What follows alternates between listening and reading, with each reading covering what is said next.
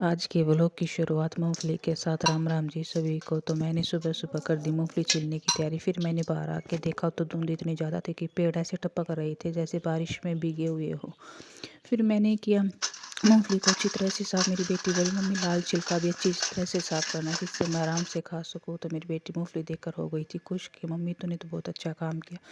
फिर मैंने कर दिया उसका टिफ़िन पैक। फिर मैंने रख दी साथ साथ चाय हो गई थी मेरी बनकर तैयार। मैं दी थी मम्मी को। फिर मैंने कर दी चटनी बनाने की शुरुआत। उसके लिए मैंने ले ली हरी मिर्च और लहसुन। फिर एक एक मिर्च उठाई और काट कर जार में रख दी। फिर मैंने लहसुन को छिला और रख दिया जार में। फिर मैंने खोला नमक का डब्बा और डाल दिया जार में। फिर मैंने ले ली दही और डाल दिया जार में। फिर लगा दिया जार का ढक्कन और मैंने रख दी मिक्सी पर। और देखो मेरी चटनी हो गई बनकर तैयार। फिर मम्मी बोली बेटी आज बना ले प्याज के परांठे, मेरा कल्ला जी कर रहा है। फिर कहता मैंने ले लिए 4 प्याज। पहले मैंने चारों प्याजों को छीला। फिर उसके बाद मैंने उसको पतला पतला कट कर दिया। आप मेरी शेप देख सकते हो मैंने किस शेप में प्याज को काटा। फिर मैंने भर दी थी प्लेट भरने के बाद मैंने डालने शुरू कर दिया उसमें मसाले। मैंने सबसे पहले डाला उसमें नमक। फिर मैंने डाला गरम मसाला। फिर जो हरी मिर्च की चटनी बनाई थी वो भी डाल दी थी क्योंकि इससे टेस्ट थोड़ा अच्छा आएगा। फिर लिया मैंने आटे में डाला मैंने नमक। फिर लिया प्याज को भी डाल दिया आटे में। फिर मैंने किया मिक्स। फिर मैं लगा दिया मैंने आटा लगाने के बाद मैंने बेल दिया था परांठा बेलने के बाद मैंने तवे पर सेकना शुरू कर दिया था।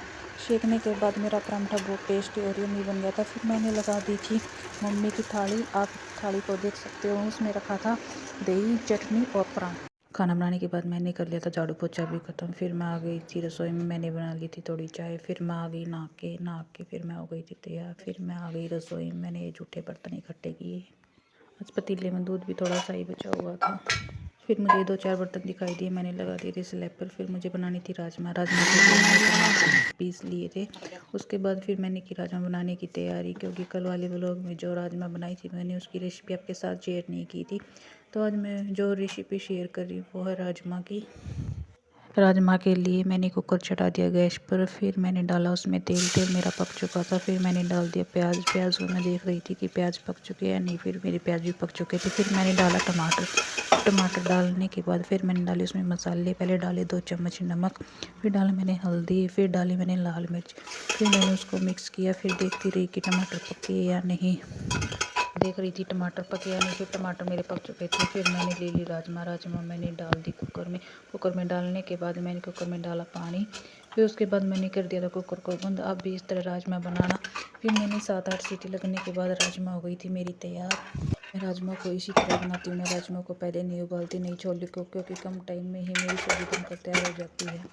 मैंने देखा वही में बासी रोटी बची हुई थी। फिर माँ की थी गाय भैंस को रोटी देने के लिए। मैंने सबसे पहले दी बाछड़ी को।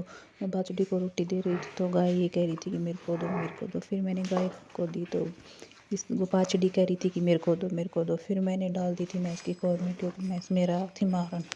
भैंस को रोटी देने के बाद फिर मैं आ गई थी रसोई में। मैंने आने के बाद देखा कि मेरी राजमा बन गई या नहीं। फिर मेरी राजमा बनकर हो गई थी तैयार। मैंने खोल दिया कुकर को। फिर मैं देख रही थी कि राजमा गल या नहीं। राजमा मेरी गल चुकी थी क्योंकि मैंने इसमें मरवाई थी 8 सीटी। तो मैंने राजमा में डाल दिया था धनिया डालने के बाद मैंने कर दिया उसको मिक्स। तो मेरी राजमा बन गई थी टेस्टी और यम्मी।